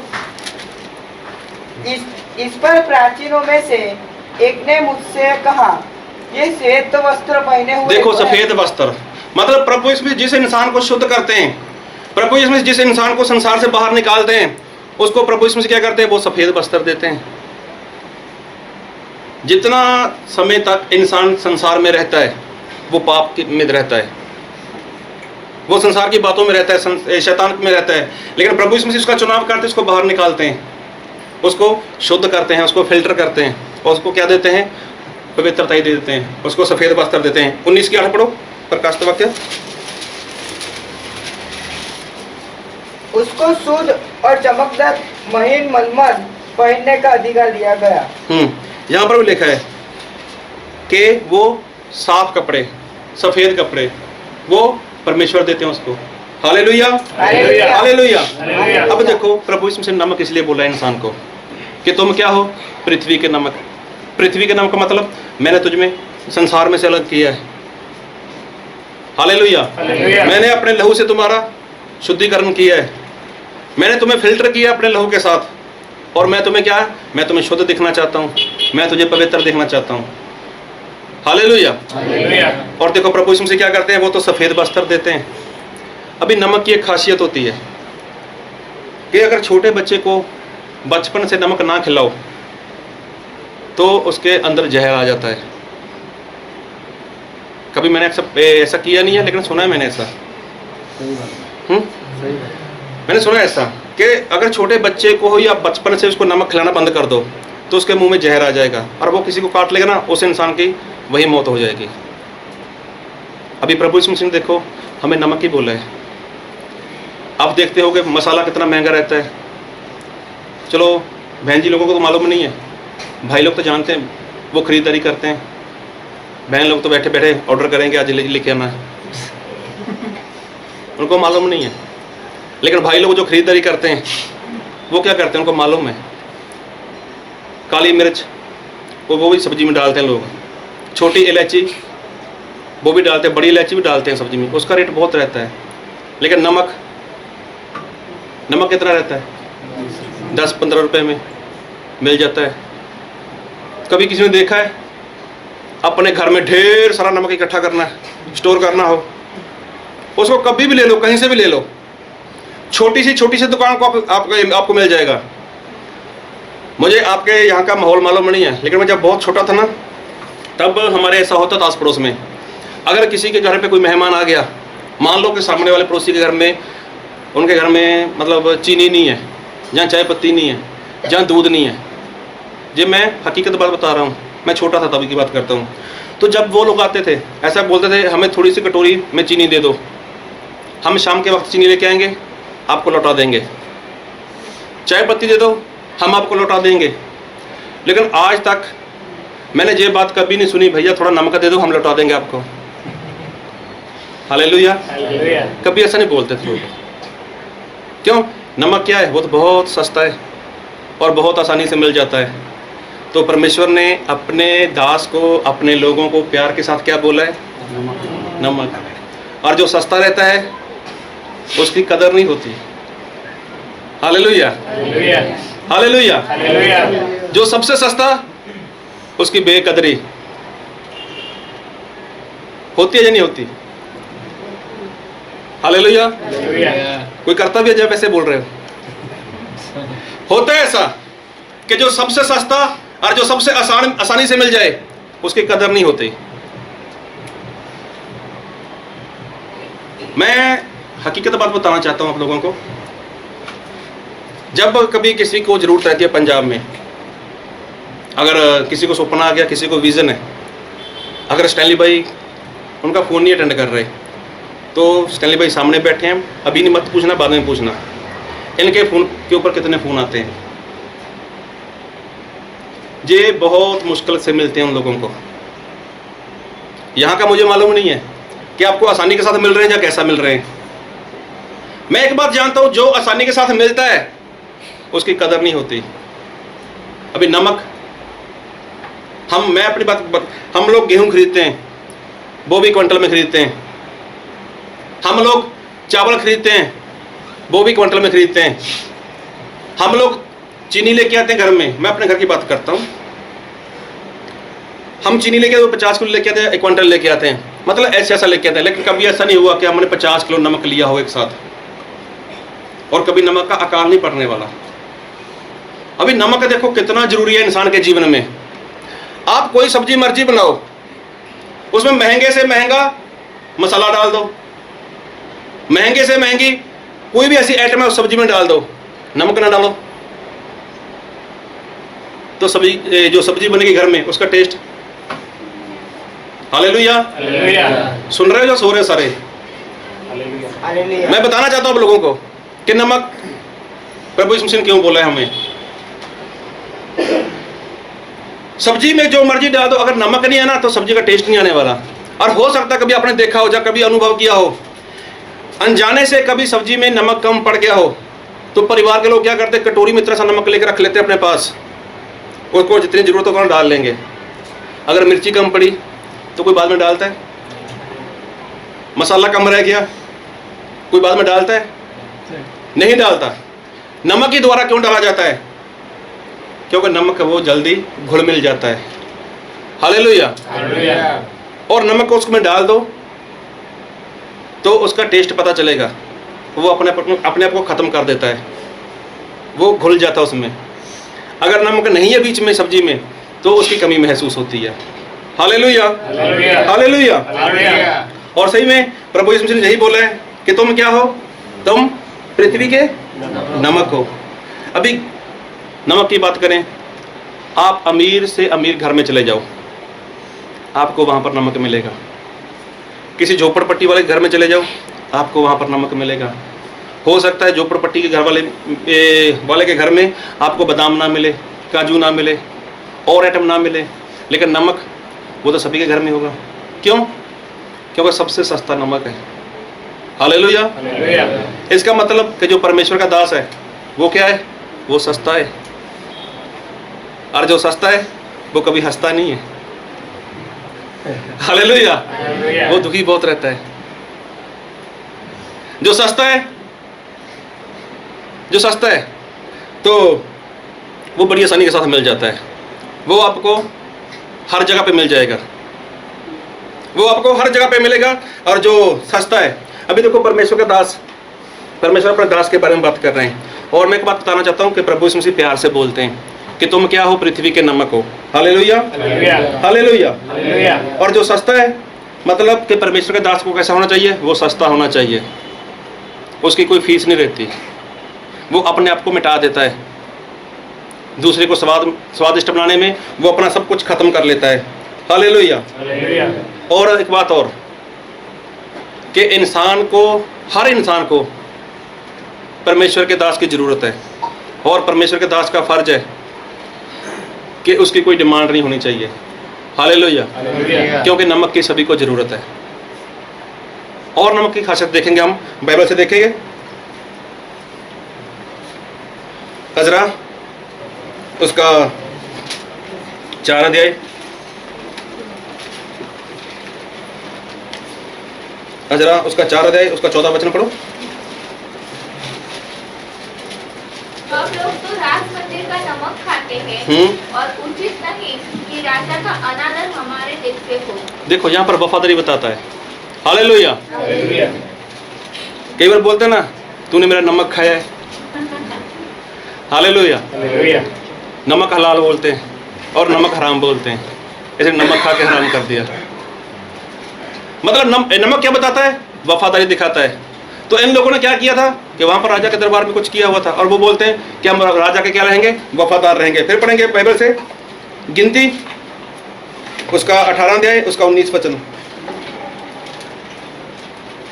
पवित्र वस्तुओं की जितनी भेंटें इस्राएली यहोवा को दे, उन सबों को मैं तुझे और तेरे बेटे बेटियों को सदा सदा का हक करके दे देता हूँ।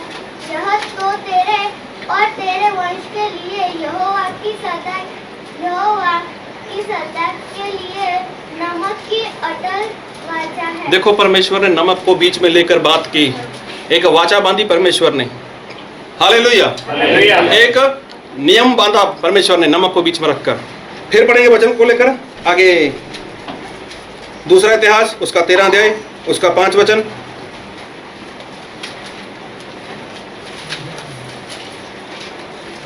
क्या तुमको न जानना चाहिए कि इस्राएल के परमेश्वर यहोवा ने लोन वाली वाचा बांधकर दाऊद को और उसके वंश को इस्राएल का राज्य सदा के लिए दे दिया। देखो यहाँ पर परमेश्वर ने दाऊद के साथ एक वाचा बांधी।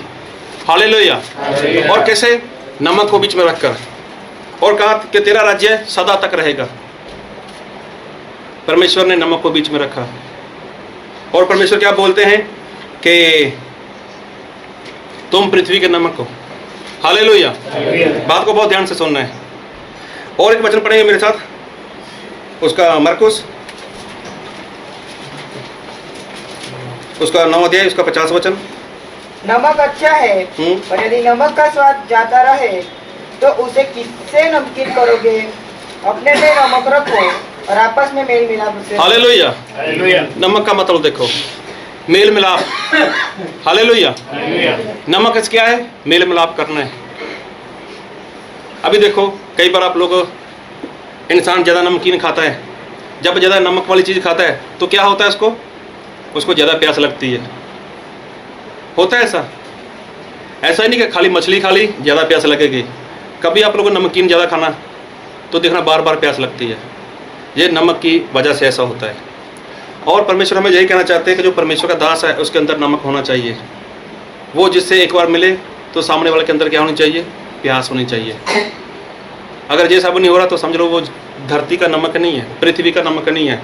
और नमक क्या बताता है, वो तो मेल मिलाप बताता है। हालेलुया। हालेलुया। और वचन पढ़ो मेरे साथ, लूका उसका 14 अध्याय उसका 34 और 35। नमक तो अच्छा है, परंतु यदि नमक का स्वाद बिगड़ जाए तो वह किस वस्तु से नमकीन किया जाएगा? सारे बोलो hallelujah. Hallelujah. Hallelujah. Hallelujah. Bible में ऐसा लिखा है कि नमक क्या है, मिट्ठू है। मिट्ठू बहुत अच्छा है, मतलब नमक बहुत अच्छा है। लेकिन अगर उसका टेस्ट चला जाए तो फिर कोई ऐसी वस्तु है कि जब उसको नमकीन किया जाए, फिर कोई ऐसी वस्तु नहीं है।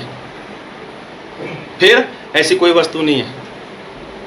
हम देखेंगे कि वो किस तरह से दोबारा टेस्ट में आएगा। हालेलुया। लेकिन बाइबल में ऐसा लिखा है, फिर आगे पढ़ो एक बार 34 से।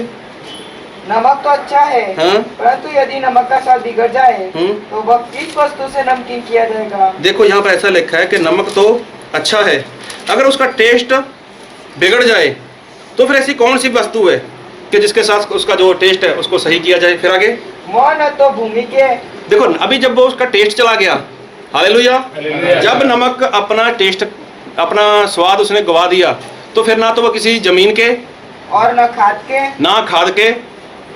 के लिए काम में आता है, ना वो खाद के काम के लिए आता है। क्या होता है उसको? उसे तो लोग बाहर फेंक देते हैं। हाँ देखो उसको कहाँ फेंक देते हैं? बाहर फेंक देते हैं। अगर नमक एक बार शुद्ध हो जाता है, अगर नमक को एक बार समंदर से बाहर निकाल कर उसको फिल्टर किया जाता है, उसको साफ किया जाता है, उसमें सफ़ेदी आ जाती है, वो अच्छा बन जाता है, अगर फिर उसके अंदर वो टेस्ट वाली बात नहीं दिखाई देती तो फिर क्या होता है? ना तो वो अभी जमीन के काम आने वाला है, ना वो किसी खेत में डाले जाएगा, लेकिन उसको क्या लोग बाहर फेंक देते हैं। तो प्रभु यीशु मसीह ने क्या बोला कि तुम क्या हो? पृथ्वी के नमक हो। प्रभु यीशु मसीह ने इस नमक से कुछ लेना देना नहीं है। प्रभु यीशु मसीह तो वो हमें सिखा रहे हैं, वो तो आप लोगों को सिखा रहे हैं। अभी आपको देखना है, ये बात आपको अभी चेक करनी है कि मैं पृथ्वी का नमक हूं या नहीं। अगर प्रभु यीशु मसीह ने आपको पहले शुद्ध किया हुआ था, अगर प्रभु यीशु मसीह ने आपको पहले पवित्रता के वो वस्त्र दिए हुए थे, कहीं अभी गड़बड़ी तो नहीं हो गई? कहीं आपका टेस्ट, आपका स्वाद वो चला तो नहीं गया? Hallelujah, hallelujah. अभी देखो प्रभु यीशु मसीह हमें सिखा रहे हैं कि तुम पृथ्वी के नमक हो। एक बात बताना चाहता हूं मैं शाऊल के बारे में, जो इजराइल का पहला राजा हुआ। प्रभु यीशु मसीह ने शाऊल को चुना, और हम देखेंगे बाइबल से उसका पहला शमूएल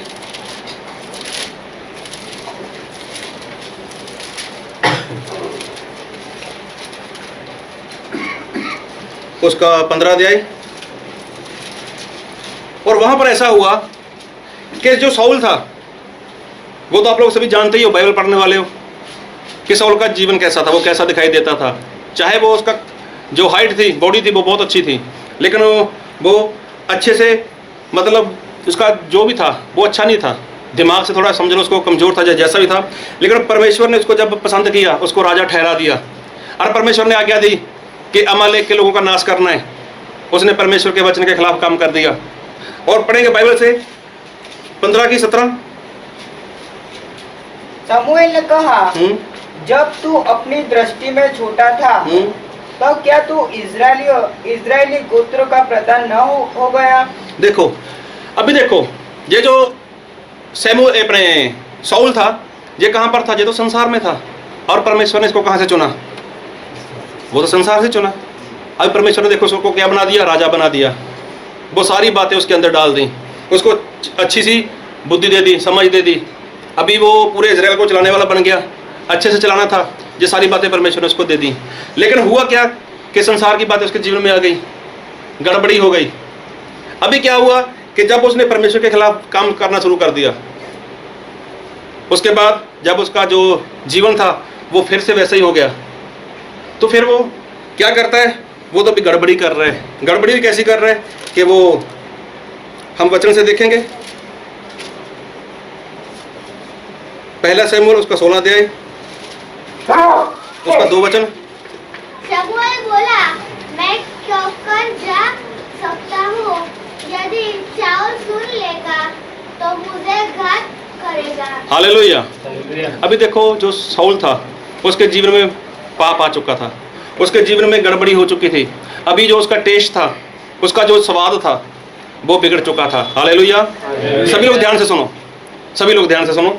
अभी उसका जो स्वाद था, जो टेस्ट था शाऊल का, वो क्या था? वो बिगड़ चुका था। अभी सबसे पहले उसने क्या किया, जिसने उसका अभिषेक किया हुआ था अभी वो उसका शत्रु बन गया, उसको मारना चाहता था वो। किसको? सैमुएल को।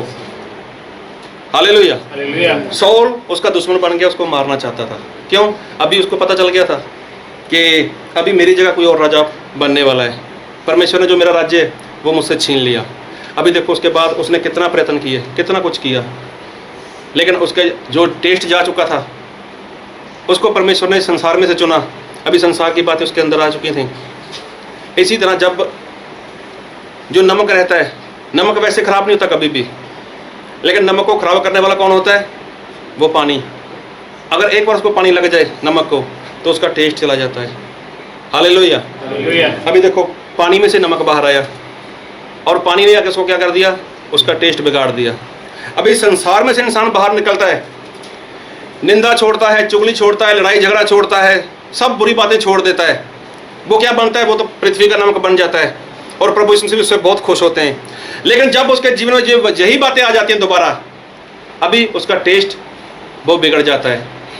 हालेलुया। जब उसका टेस्ट बिगड़ जाता है तो फिर उसके पास शांति नहीं रहती।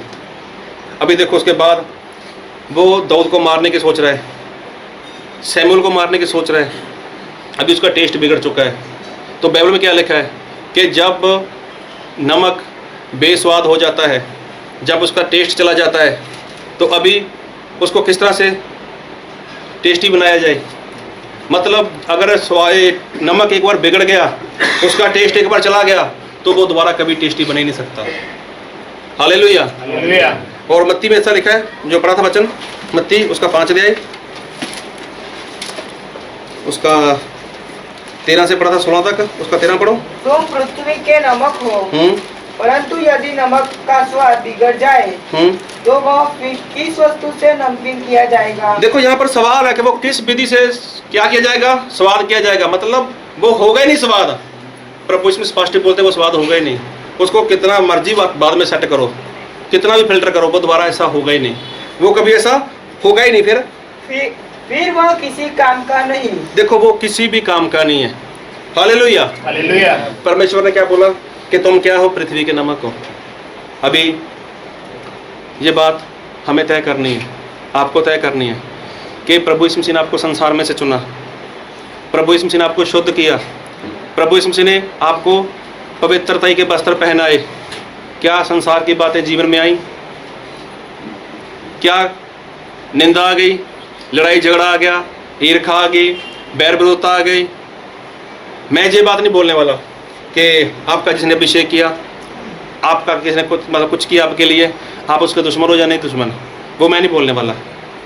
मैं ये बोलना चाहता हूँ कि संसार की जो बातें, जहाँ से आप निकले, जहाँ से प्रभु यीशु मसीह ने आपको निकाला, आपको नमक बनाया प्रभु यीशु मसीह ने, तो क्या एक बार फिर से वही बातें जीवन में आई? जिस बातों से आप बाहर निकले, जहां से निकालकर परमेश्वर ने आपको नमक बना दिया। देखो शाऊल ने वही गलती की, शाऊल को परमेश्वर ने वहीं से चुना था और वही बातें उसके जीवन में आ गई। फिर देखो उसने कितना प्रयत्न किया, जादूगर के पास चला गया, फिर वो सैमुएल को ढूंढता है, परमेश्वर से पूछता है कि मेरे से बात करो, चिट्ठी डालता है, सुपने देखता है, लेकिन परमेश्वर ने उसको मना कर दिया। अभी तेरा टेस्ट जा चुका है, अभी तेरा स्वाद बिगड़ चुका है, अभी तू दोबारा नमकीन नहीं हो सकता। हालेलुया। अभी तेरा टेस्ट दोबारा नहीं आ सकता। तो परमेश्वर ने किसी नमक से कुछ लेना देना नहीं है। परमेश्वर तो इंसान की बात करते हैं कि तुम पृथ्वी के नमक हो। मैं एक बात बोलना चाहता हूँ, मैं पक्का नहीं बोलना चाहता, मतलब पक्का नहीं है, लेकिन ऐसा मैंने सुना है, कहीं पर ऐसा सुना है कि एक ऐसा चर्च है, हमारे इंडिया में नहीं है, वो कहीं बाहर है, कि वहाँ पर ऐसा होता है कि अगर कोई इंसान पाप करता है, अगर कोई इंसान गलती कर लेता है, तो बाद में अगर वो पश्चाताप करे तो सबसे पहले उसको क्या करना पड़ता है? उस चर्च के पास चला जाना पड़ता है और अपने बदन के सारे कपड़े निकाल देता है वो, और जो चर्च का मेन दरवाज़ा रहता है उसके दरवाजे के आगे वो लेट जाता है, और जितने लोग चर्च में जाने वाले और जितने चर्च से बाहर निकलने वाले उसको क्या करते हैं? अपने पैर उसके ऊपर रख कर चले जाते हैं, उसको पैरों से रौंदते हैं। उनको ऐसा लगता है कि ऐसा करने से इंसान दोबारा नमक बन जाएगा। लेकिन बाइबल में क्या लिखा है? एक बार फिर पढ़ो, 5 की 13। तुम पृथ्वी के नमक हो, परंतु यदि नमक का स्वाद बिगड़ जाए हाँ, तो वह फिर किस वस्तु से नमकीन किया जाएगा? देखो परमेश्वर सवाल करते हैं, सवाल नहीं कोई कि किस विधि से, वो तो हो ही नहीं सकता। जब एक बार वो शुद्धि हो चुका है, एक बार वो समुद्र से बाहर आ गया, जब वही समुद्र के पानी ने आकर उसको बिगाड़ दिया, उसका टेस्ट बिगाड़ दिया, उसका स्वाद बिगाड़ दिया, तो वो कभी भी दोबारा टेस्ट नहीं हो सकता। प्रभु यीशु मसीह ये कहना चाहते हैं, लेकिन संसार के लोगों ने क्या किया, उस चर्च में ऐसा कर दिया कि अगर कोई इंसान गलती करता है, अगर कोई इंसान पाप करता है, तो वो अपने बदन के कपड़े निकाले और जो भी चर्च के लोग हैं उसको ऊपर से निकलेंगे, उसको पैरों के तले रौंद देंगे। आगे पढ़ो। फिर वो किसी काम का नहीं, देखो यहाँ पर लिखा वो किसी भी काम का नहीं है, फिर केवल इसके कि बाहर फेंका जाए और मनुष्य के पैरों तले रौंदा जाए। मनुष्य के पैरों तले रौंदा जाए। देखो परमेश्वर चुनते हैं, परमेश्वर पसंद करते हैं, परमेश्वर अपना काम देते हैं। तो जब इंसान का टेस्ट चला जाता है, तो देखो सौल का क्या हुआ, आत्महत्या कर ली उसने, खुदकुशी कर ली उसने। क्यों करनी पड़ी खुदकुशी उसको? क्या परमेश्वर ने उसको इसलिए पसंद किया था कि जो आत्महत्या कर ले? नहीं, परमेश्वर तो चाहते थे कि तेरा टेस्ट बना रहे, तू सस्ता बना रहे, लोगों को तेरी जरूरत है, लोगों में घुल मिल जा, लोगों से मेल मिलाप कर। परमेश्वर तो ये चाहते थे। लेकिन सौल ने क्या किया? सौल ने बहुत प्रयत्न किए, बहुत चाहा, लेकिन परमेश्वर ने बोला अभी ऐसा नहीं हो सकता, अभी तेरा टेस्ट जा चुका है, अभी तू बिगड़ चुका है, अभी तेरे में वो बात रही नहीं, अभी वो स्वाद नहीं आएगा तेरे से। तो देखो उसको मरना पड़ा, आत्महत्या करनी पड़ी उसको। Hallelujah, hallelujah. एक बार अगर आपका टेस्ट चला गया, एक बार अगर आपका स्वाद बिगड़ गया, आपको परमेश्वर ने पसंद किया है, परमेश्वर ने आपका चुनाव किया है, परमेश्वर ने आपको शुद्ध किया है, संसार से बाहर निकाला है, अगर उसके बाद संसार की बातें आपके अंदर आ गई, उसके बाद आपका टेस्ट खराब हो गया, आपका स्वाद चला गया, तो मैं स्पष्ट बोलना चाहता हूं, कोई भी ऐसी चर्च, कोई भी ऐसा पास्टर, कोई भी ऐसा वचन कभी आपको नमकीन नहीं कर सकता। हालेलुया। इसका मतलब अगर थोड़ी थोड़ी गड़बड़ी हो रही है, किसी के बहकावे में आ रहे हो, किसी के पीछे चल रहे हो, अपनी आंखें खोलो, वो तो नाश में जाने वाला है, तुम लोग क्यों नाश में जा रहे हो उसके पीछे?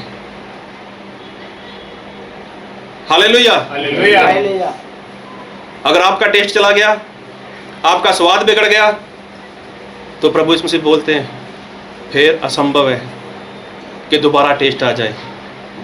इसलिए प्रभु यीशु मसीह ने किसी और मसाले की बात नहीं कही, नमक की बात कर रहे हैं प्रभु यीशु मसीह, और वो नमक इंसान की बात कर रहे हैं। हनन्याह और सफीरा, देखो वो भी तो शुद्ध हो चुके थे, वो भी तो पवित्र आत्मा पा चुके थे, लेकिन संसार की बातें आ गई। क्या आ गया था? लालच, फिर झूठ, फिर चालाकी, जिसको होशियारी बोलते हैं, वो बातें आ गई। हुआ क्या? मर गए, नाश हो गया उनका। क्या बाद में टेस्टी हुए वो लोग? वो टेस्टी नहीं हुए। अगर वो लोग टेस्टी नहीं हो सके, सौल राजा टेस्टी नहीं हो सका, सौल का दोबारा टेस्ट नहीं बन सका, अगर आप गड़बड़ी करोगे तो क्या आप लोग टेस्टी बन सकते हो? क्या प्रभु यीशु मसीह आपको टेस्टी बना सकते हैं? प्रभु यीशु मसीह ने स्पष्ट बोल दिया कि वो नमक फिर किसी काम का नहीं है, ना तो वो जमीन का, ना किसी फसल में वो उसको फेंका जाएगा, खाद का काम वो नहीं करेगा वो, लेकिन वो क्या है, वो तो पैरों तले रौंदा जाएगा। और एक वचन पढ़ो मेरे साथ, मरकुस उसका 9वां अध्याय,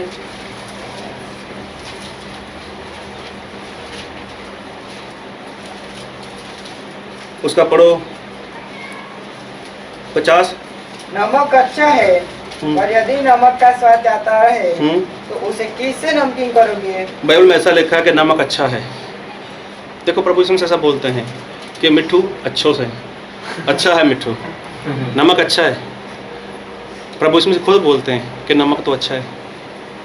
इसका मतलब नमक होना बहुत ज़रूरी है, मेल मिलाप होना बहुत ज़रूरी है, स्वादिष्ट रहना वो बहुत ज़रूरी है, सस्ता रहना वो बहुत ज़रूरी है, क्योंकि प्रभु यीशु मसीह जानते हैं कि दूसरे लोगों को हमारी ज़रूरत है। हालेलुया। नमक अच्छा है। अगर वो बिगड़ गया, अगर उसका टेस्ट चला गया, तो फिर बहुत मुश्किल है, फिर बहुत मुश्किल है। और फिर क्या लिखा उसके लिए कि वे फिर किससे स्वादिष्ट किया जाएगा? पढ़ो। तो उसे किससे नमकीन करोगे? अपने में नमक रखो। देखो फिर उसको किसके साथ नमकीन करोगे?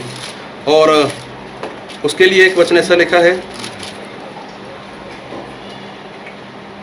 कि वो आग में, ऐसा कुछ है, हाँ कुछ वचन किसी को याद हो तो मुझे बताए, वो ऐसा कुछ याद है कि वो किसके साथ किया जाएगा? हैं? हाँ 49। हाँ पढ़ो जी। हाँ क्योंकि हर एक एक मिनट, जन मार्कुस 9 अध्याय उसका 49। क्योंकि हर एक जन आग से नमकीन किया जाए। हालेलुया। हर एक वो जन, हर एक वो जन किसके साथ नमकीन किया जाएगा? आग से। आग मतलब नरक। इसका मतलब अगर इंसान गलती करने के बाद, पाप करने के बाद अपनी गलती को मानकर छोड़ता नहीं है, तो वो ऐसा मत सोचे कि मैं नमकीन हो जाऊंगा। अगर वो नमकीन होना चाहता है तो वो कहां पर होगा नमकीन? आग में, नरक की आग में जाना पड़ेगा उसको, और वहां पर भी वो नमकीन नहीं होने वाला।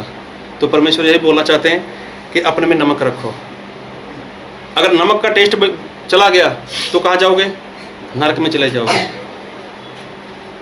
जिन जिन लोगों ने मतलब प्रभु यीशु मसीह के लहू से शुद्धता प्राप्त की, जिन जिन लोगों ने प्रभु यीशु मसीह के लहू से पापों की क्षमा प्राप्त की, और प्रभु यीशु मसीह ने उनको शुद्ध भी किया और उनको अपना आत्मा भी दिया, उसके बाद उन लोगों ने गलती की तो उनका जो टेस्ट था वो टेस्ट चला गया। और आज समय है, आप इतने समय से मसीह में हो, क्या आपका टेस्ट वैसे का वैसा ही है, या टेस्ट में कुछ गड़बड़ी हो गई? अगर गड़बड़ी हो गई तो वो गड़बड़ी क्यों? ऐसी कौन सी बात जीवन में आ गई, ऐसी कौन सी बात संसार की आपके जीवन में काम कर रही है जो आपको पृथ्वी का नमक अभी नहीं रहने दे रही, जो पृथ्वी का नमक आपको बनने से रोक रही है? अभी आपको प्रभु यीशु ने संसार से चुना है, ऐसी कौन सी संसार की बात आपके अंदर आ चुकी है कि आप परमेश्वर के खिलाफ जीवन जी रहे हो? क्या आपको नहीं पता चल रहा कि मेरे में वो बात रही या नहीं रही? परमेश्वर ने जो काम दिया वो काम मैं कर रहा हूँ या नहीं कर रहा? क्या मेरा टेस्ट है? क्या आप नहीं जान सकते? मेरे से बेहतर आप जान सकते हो, क्योंकि आपका मन वो आपसे बात करेगा। प्रभु यीशु मसीह ने बोला कि आप पृथ्वी के नमक हो। अगर नमक का टेस्ट चला गया तो फिर वो कभी भी स्वादिष्ट नहीं बन सकता। आज कुछ गड़बड़ी हो गई, थोड़ी सी गलती हो गई, थोड़ा सा पाप हो गया, तो मैं एक बार बोलना चाहता हूँ, परमेश्वर के आगे घुटने टेक लो, क्षमा मांगो परमेश्वर से, और परमेश्वर को बोलो कि परमेश्वर मेरे पर रहम करो। तो हो सकता है परमेश्वर आपके ऊपर रहम करें, क्योंकि समय है अभी आपके पास। अगर गड़बड़ी कर ली फिर ना तो आप किसी कलीसिया के हिस्सा रहोगे, ना पृथ्वी के काम आओगे, किसी भी चीज़ के काम नहीं आने वाले आप लोग, आपको रौंदा जाएगा। फिर आग के साथ नमकीन किए जाओगे तो तब क्या फ़ायदा? अगर नमकीन होना है तो आज ही फिर नमकीन हो जाओ, आज ही परमेश्वर से क्षमा मांगो, आज ही परमेश्वर के आगे विनती करो। और सभी लोग अपनी आंखें बंद करें, अपने सरों को प्रभु यीशु मसीह के आगे झुकाएं, क्योंकि हमारे प्रभु यीशु मसीह वो हमारे साथ हैं, हमारे पास हैं। और जब बोला जाए अपनी आंखें बंद, सिर्फ और सिर्फ आंखें बंद, कोई कुछ ना करे, कोई लिखे ना, कोई बाइबल बंद ना करे। मैं विनती करता हूँ आप लोगों से, आप में नमक है जहाँ आप में नमक नहीं रहा, आपका टेस्ट है जहाँ आपका टेस्ट वो जा चुका है, जहाँ आप बेस्वाद हो चुके हो, आपका टेस्ट बिगड़ चुका है। अगर ये जानना चाहते हो तो किसी को पूछने की ज़रूरत नहीं कि भाई मेरा टेस्ट कैसा है। मेरे में नमक है या नहीं। अगर ये जानना चाहते हो तो किसी की तरफ देखने की ज़रूरत नहीं, किसी को पूछने की ज़रूरत नहीं, क्योंकि आपका मन वो आपको बताएगा कि आप में वो टेस्ट रहा या नहीं। अगर आपका टेस्ट जा रहा है, आपको प्रभु यीशु मसीह ने नमक बनाया था, आप में संसार की बातें आ गई, ईर्ष्या आ गई, लड़ाई झगड़ा आ गया, बैर विरोध आ गया, घमंड आ गया और संसार की बातें आ गई,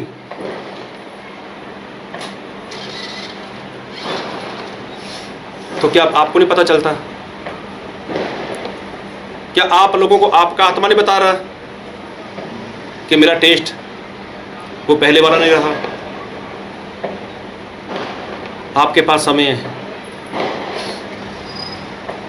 अभी समय है आपके पास। अपने आप को जांच लो, खुद से बातचीत करो। अगर पता चल रहा है कि मुझसे गलती हो गई, मुझसे पाप हो गया, मैं शैतान के बहकावे में आ गया, तो समय आपके पास कि घुटने टेक लो परमेश्वर के आगे, और मेरा परमेश्वर वो आपके ऊपर रहम करेंगे। कहीं ऐसा ना हो कि देरी हो जाए, उसके बाद नमकीन होना चाहो और आग में जाना पड़े, नरक में जाना पड़े। उससे पहले वो दिन आए, आज समय है आपके पास कि आप अपना जीवन वो पूरी तरह से प्रभु यीशु मसीह के अधीन कर दो। परमेश्वर इस वचन की आशीष से हम सभी को भर दें। Thank you Lord, thank you Jesus, hallelujah मेरे पिता।